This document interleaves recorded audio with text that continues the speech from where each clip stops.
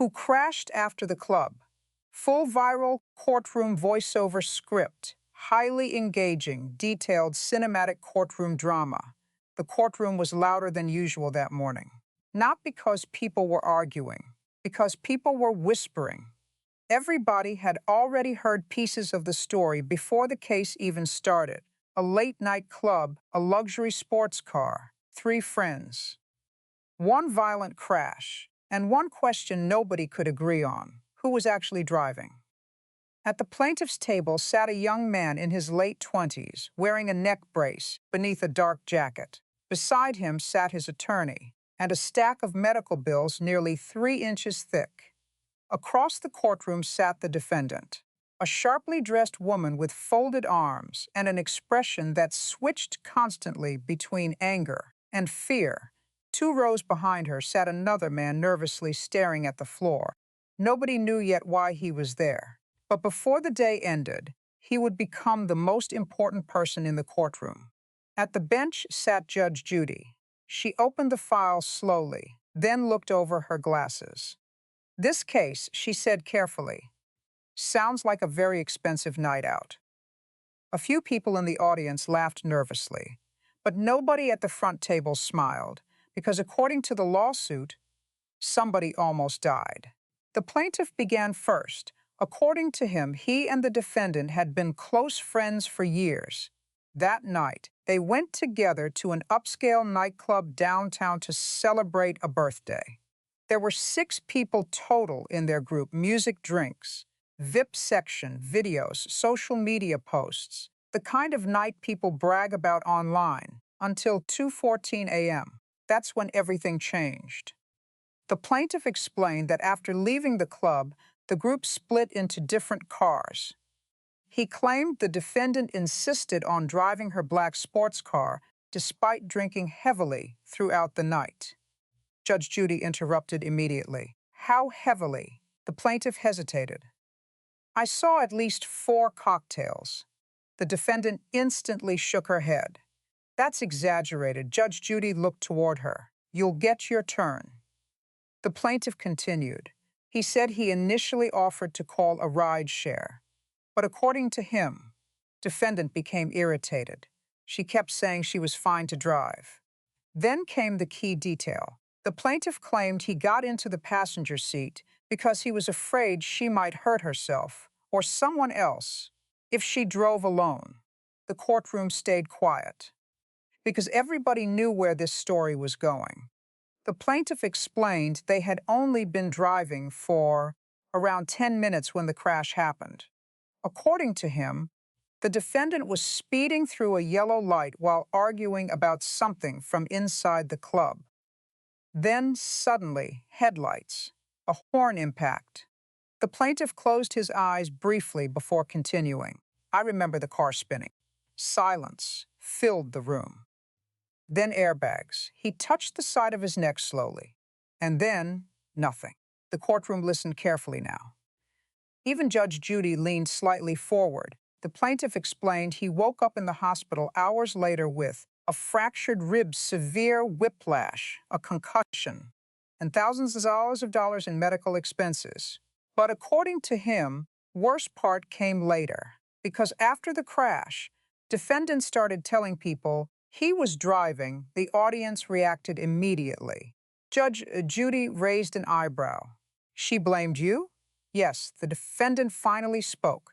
"Because he was driving." Now the courtroom energy shifted instantly. Judge Judy leaned back slowly. "Well," she said calmly, "that's a problem." The defendant then began her version of events. According to her, the plaintiff volunteered to drive because she was drinking. She claimed he said he was completely sober, but while driving, he became distracted looking at his phone. That's when he allegedly ran the light and caused the crash. The plaintiff looked stunned hearing it. "That's a lie." Judge Judy held up her hand. No interruptions. The defendant continued confidently. "When the police arrived, I was in shock. I didn't explain things clearly." Judge Judy narrowed her eyes, "But eventually you blamed him." "Yes." The plaintiff's attorney then stood up and suddenly Case became far more serious because he introduced something nobody expected. The club footage. The courtroom became completely silent. Apparently, security cameras outside the nightclub captured the group leaving that night. Judge Judy immediately became interested. Do we have the footage? Yes, Your Honor. The lights dimmed slightly as the video appeared on screen. Blurry nighttime footage. People exiting the club laughing, the defendant stumbling slightly in high heels, then the black sports car pulling up. The entire courtroom watched carefully. The plaintiff pointed toward the screen. That's me opening the passenger door. The video continued. And then the audience gasped quietly, because the footage clearly showed the defendant entering the driver's side. Judge Judy paused the video immediately, then looked directly at the defendant. That looks bad for you. The defendant suddenly looked nervous for the first time all day, but she still refused to give up. That doesn't prove she drove after leaving. Judge Judy corrected her instantly. The defendant nodded quickly. Sorry. But now her confidence was cracking. The plaintiff's attorney wasn't finished. Next came phone records, text messages, and one message changed everything. At 2:08 a.m., minutes before the crash, the defendant texted a friend, "I'm driving, but I'm honestly too drunk for this." The courtroom exploded into whispers. The defendant's face went pale. Judge Judy slowly removed her glasses. "You sent that," the defendant swallowed hard. "Yes, but I didn't mean literally." Judge Judy stared at her. "What exactly does 'I'm driving' mean figuratively?" Laughter erupted across the courtroom. The bailiff smiled slightly, but the defendant looked close to panic now. Still, case wasn't over, because the defense attorney suddenly introduced another twist. A witness, the nervous man sitting in the audience. The courtroom turned toward him immediately. He slowly walked to the stand. Apparently, he had been another friend from the club that night, and according to the defense, he saw the plaintiff driving after they left. Judge Judy folded her hands carefully. "What exactly did you see?" The witness hesitated, then said quietly, "I saw him behind the wheel." The plaintiff looked furious. "That's not true." Judge Judy silenced him instantly. Then she focused entirely on the witness. "What's your relationship with the defendant?" Silence, then quietly. "We dated." Boom, the courtroom erupted again. Judge Judy didn't even blink. "How recently?" "About 2 months." The plaintiff actually laughed out loud. Judge Judy immediately pointed at him. "Quiet." But now everybody understood. This witness wasn't neutral at all. The plaintiff's attorney then stepped forward again and delivered the biggest bombshell yet. He revealed the witness had texted the defendant just hours after the crash saying, "Don't worry, I'll back your story." The courtroom froze, buffaloed silence.